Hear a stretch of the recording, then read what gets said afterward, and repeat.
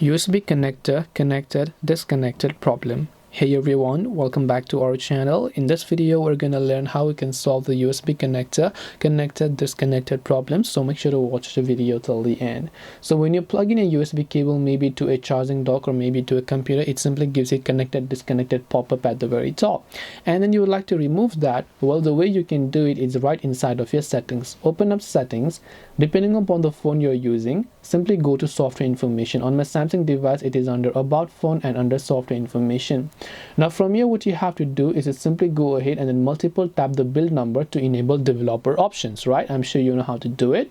Then just go back and look for developer options on your Android phone, then simply scroll down. So first of all, make sure to turn on USB debugging and then just tap on OK. After you do that, simply scroll down over here and then you'll be able to find an option that says default USB configuration. So over here, just go ahead and then just keep scrolling down a bit further below. In this case, let me also go ahead and then do that. Or if you don't find it, you can also just tap on it, and here you can see default USB configuration. Tap on it, set this to charging phone only. So what this happens is, if you set this to transferring files or something like that, whenever you connect something, it simply gives you that kind of pop-up. So you have to set this to charging phone or no data transfer, then you'll be able to solve it.